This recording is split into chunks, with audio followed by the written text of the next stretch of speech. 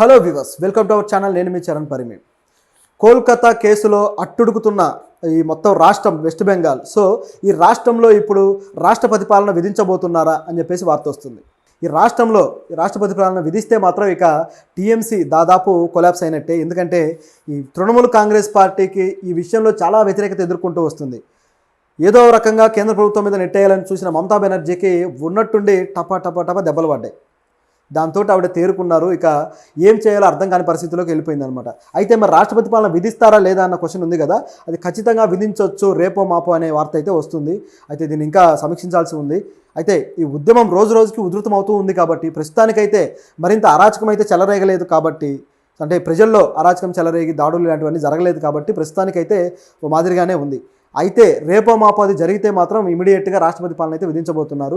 నిజానికి మంగళవారం పూట West Bengal governor CV Anand Bose వెళ్ళి ప్రధానమంత్రిని కలిశారు. సో అలాగే రాష్ట్రపతిని కూడా కలిశారు. సో ఆయన కొన్ని చర్చలు అయితే చేస్తున్నారట.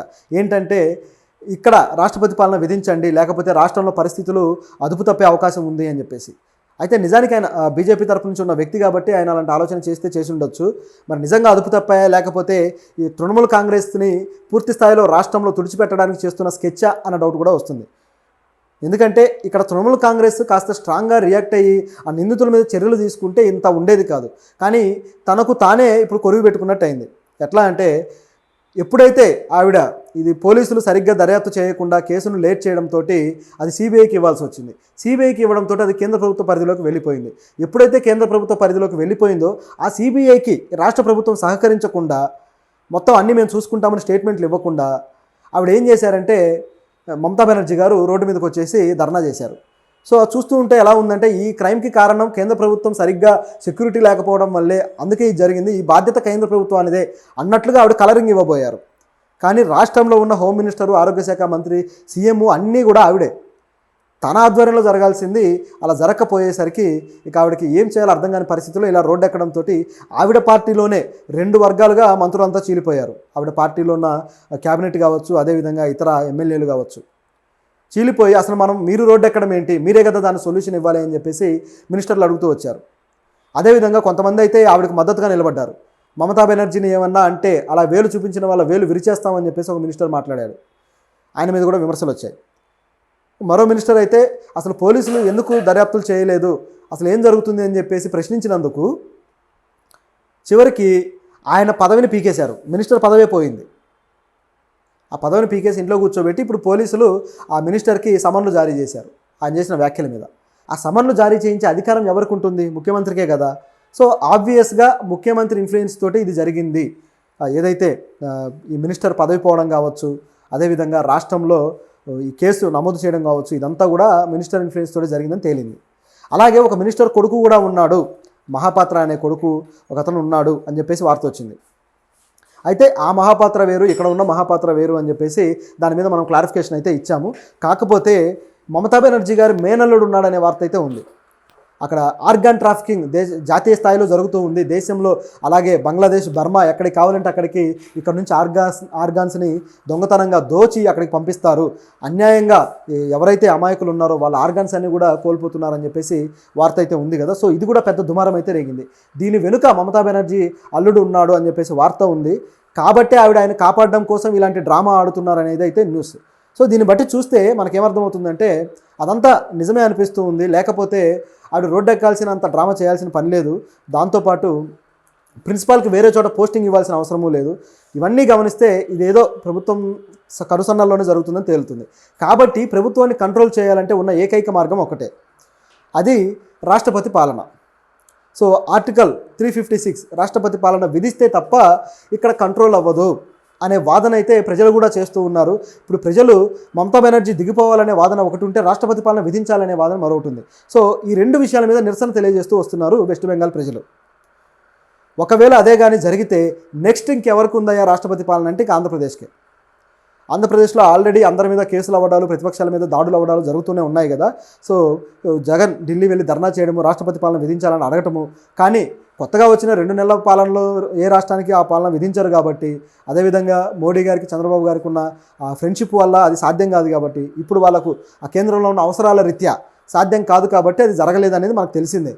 అయితే ఇక్కడ కోల్కతాలో రాష్ట్రపతి పాలన విధిస్తే మాత్రం ఇక ఏపీలో కూడా విధించడానికి పెద్ద కష్టం కాదు, రంగం సిద్ధమైపోతుంది అనే వార్త అయితే వస్తుంది. మరి అది ఎంతవరకు సాధ్యమవుతుంది అనేది కూడా మనం చూడాలి. అది సాధ్యం అవ్వకపోవచ్చు, కానీ అలాంటి వార్తలు అయితే వస్తూ ఉన్నాయన్నమాట. మరి రాష్ట్రపతి పాలన పెద్దగా ఏ రాష్ట్రాల్లో విధించలేదా అని చూస్తే నిజానికి అనేక సార్లు రాష్ట్రపతి పాలన మన దేశంలో విధించారు. 1950 నుంచి దాదాపు 134 సార్లు మన దేశంలో రాష్ట్రపతి పాలన విధించబడింది. అంటే ఒక్కొక్క రాష్ట్రాల్లో. జాతీయ స్థాయిలో అయితే మనకు తెలిసిందే, ఇందిరాగాంధీ గారు విధించింది, మొత్తం దేశం మొత్తాన్ని అట్టుడికేలా చేశారు. కానీ రాష్ట్రాల స్థాయిలో మాత్రం 134 సార్లు విధించారు. ఇందులో కూడా జమ్మూ కాశ్మీర్, అలాగే ఉత్తరప్రదేశ్, అలాగే పంజాబ్, జమ్మూ కాశ్మీర్, పంజాబుల్లో అత్యధిక సార్లు రాష్ట్రపతి పాలన విధించబడింది. బహుశా అది వేర్పాటువాద ఉద్యమాలు అక్కడ ఎక్కువ కాబట్టి జమ్మూ కాశ్మీర్ అయితే వాళ్ళ లిబరేషన్ కోసం ఆజాద్ కాశ్మీర్ కోరుకుంటున్న, అందులో ఏవైతే అంతర్గతంగా సివిల్ వార్లు జరగడము, అలాగే తీవ్రవాదులు దాడులు జరగడము, ఇవన్నీ బేస్ చేసుకొని అక్కడ రాష్ట్రపతి పాలన అయితే విధిస్తూ వచ్చారు. దాదాపు 12 సంవత్సరాలకు పైగా అక్కడ రాష్ట్రపతి పాలన జరిగింది. అంటే ఒకేసారి అని కాదు, టర్మ్స్ ప్రకారం, అంటే కొన్నిసార్లు 6 నెలలు, కొన్నిసార్లు సంవత్సరం, ఇట్లా అలా జరుగుతూ వస్తే దాదాపు 12 సంవత్సరాల పైనే జమ్మూ కాశ్మీర్లో రాష్ట్రపతి పాలన విధించారు. అదేవిధంగా పంజాబ్లో కూడా ఇదే విధంగా దాదాపు 10 సంవత్సరాల పైన ఇక్కడ విధించారు రాష్ట్రపతి పాలన.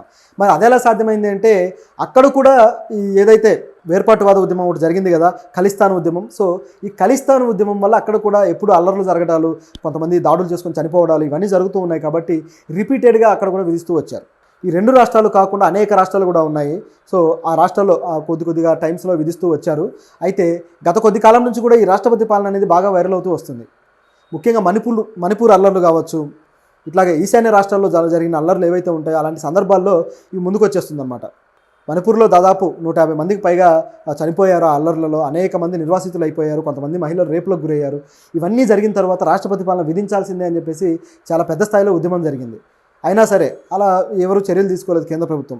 అసలు మోడీ గారు దాని మీద అలా లుక్ వేయడానికి కూడా ఇష్టపడలేదు. సో ఆ అల్లర్లు జరిగితే జరగనివి అన్నట్టుగా వదిలేసింది కేంద్ర ప్రభుత్వం. చాలా అన్యాయంగా వాళ్ళ ఉసురు పోసుకున్నారనమాట. 2021లో పుదుచ్చేరి కావచ్చు, అదేవిధంగా మొన్న జరిగిన రైతు ఉద్యమాలు, గత ప్రభుత్వం టైంలో జరిగిన రైతు ఉద్యమాలు కూడా, అవి జరిగినప్పుడు కూడా ఆ ప్రాంతంలో రాష్ట్రపతి పాలన విధించాలి అనే వాదన అయితే వచ్చింది. అంటే వాళ్ళని కంట్రోల్ చేయడానికి, ఆ ఉద్యమాలు లేకుండా చేయడానికి, అంటే ప్రజా ఉద్యమాలు జరిగినప్పుడు వాటిని అరికట్టడానికి కూడా ఇలాంటి స్కెచ్ గీస్తుంటుంది ప్రభుత్వం అప్పుడప్పుడు. కాకపోతే వెస్ట్ బెంగాల్లో ఏంటంటే ఉద్యమాన్ని అరికట్టడానికి కాకుండా ఆ ప్రభుత్వాన్ని అరికట్టడానికి స్కెచ్ గీశారనమాట. సో ప్రభుత్వాన్ని పూర్తి స్థాయిలో కాస్త కంట్రోల్ చేసేసి తిరిగి దీనికి ఈ కేసును వాడుకొని ఈ కేసులో న్యాయంగానే చేయగలిగితే తిరిగి బీజేపీ అక్కడ రాష్ట్రంలో పుంజుకొని నెక్స్ట్ ఎలక్షన్కి అది పనికొస్తుంది అనేది వాళ్ళ ఆలోచన. అయితే న్యాయం జరగడం అనేది తక్షణ కర్తవ్యం, న్యాయం అయితే అనివార్యంగా జరగాల్సిందే. ఇక పార్టీల గొడవ అనేది వాళ్ళ గొడవ వాళ్ళు చేసుకుంటారు. సో తర్వాత కానీ తేలదు. ఇక ఇన్ని రకాలుగా జరుగుతూ ఉన్నాయి కాబట్టి రాష్ట్రపతి పాలన గురించిన చర్చలు ఏపీలో కూడా వస్తుందేమన్న అనుమానం అయితే ఉంది. ఒకవేళ వెస్ట్ బెంగాల్లో వస్తే మాత్రం అది మంచికే అని మనం అనుకోవాలి. ఎందుకంటే కేంద్ర ప్రభుత్వం కాస్త సీరియస్గా తీసుకొని ఆ కేసులో అయితే సొల్యూషన్